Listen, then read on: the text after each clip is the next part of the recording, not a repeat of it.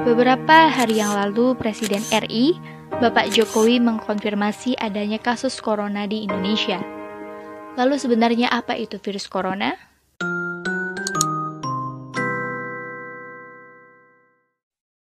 Pada Desember 2019, di kota Wuhan, Cina ditemukan jenis virus baru. Berdasarkan investigasi, virus tersebut adalah 2019 novel coronavirus. Organisasi Kesehatan Dunia atau WHO menyatakan darurat kesehatan global karena virus corona telah menewaskan lebih dari 2.000 orang di seluruh dunia. Hingga saat ini lebih dari 85.000 kasus infeksi telah dilaporkan secara global. Sebagian besar kasus tersebut berasal di daratan Cina. Lalu, apa itu virus corona? Nama coronavirus berasal dari bahasa Latin corona yang berarti mahkota atau halo. Di bawah mikroskop elektron, gambar virus tampak seperti lingkaran sinar yang mengelilingi matahari. Menurut WHO, coronavirus atau COV adalah keluarga besar virus yang menyebabkan penyakit mulai dari flu biasa hingga penyakit yang lebih parah seperti Middle East Respiratory Syndrome atau sindrom pernafasan Timur Tengah disebut MERS-CoV yang terjadi di Arab Saudi pada tahun 2012 dan juga Severe Acute Respiratory Syndrome atau sindrom pernafasan akut disebut SARS-CoV yang terjadi di Cina pada tahun 2003. Lalu jenis virus corona yang baru ditemukan menyebabkan penyakit COVID-19 atau Coronavirus Disease 19. Virus corona tergolong zoonotik, yang artinya dapat menular dari hewan vertebrata ke manusia ataupun sebaliknya. SARS misalnya, ditransmisikan dari luwak ke manusia, sementara MERS ditransmisikan dari unta ke manusia. Menurut berbagai informasi, beberapa jenis virus corona terdapat di beberapa hewan yang hingga saat ini belum menginfeksi manusia. COVID-19 adalah sebuah penyakit infeksi yang disebabkan oleh virus jenis baru yang sebelumnya tidak diidentifikasi pada manusia. Virus dan penyakit baru ini tidak diketahui sebelum akhirnya mewabah di Wuhan, Cina pada Desember 2019. Bagaimana gejala COVID-19? Gejala dapat muncul dalam waktu 1 hingga 14 hari setelah terpapar virus. Menurut WHO, gejala paling umum adalah demam, lelah, sesak nafas, dan batuk.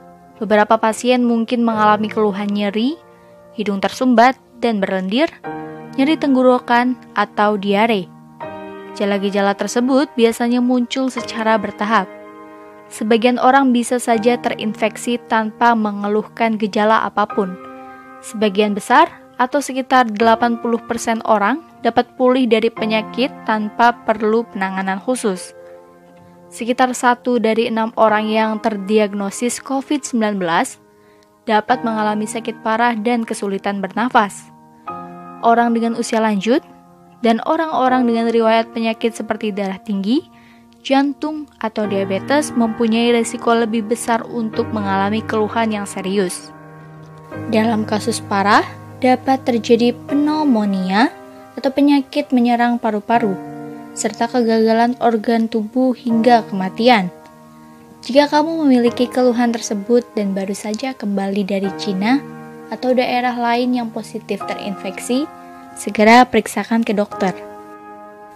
Lalu, bagaimana penularan COVID-19? Penularan dapat terjadi melalui droplet atau sebagian kecil dari air liur yang ditularkan dari seseorang yang terinfeksi ketika batuk atau bersin. Hingga saat ini masih dilakukan penelitian tentang cara penularan lain dari COVID-19.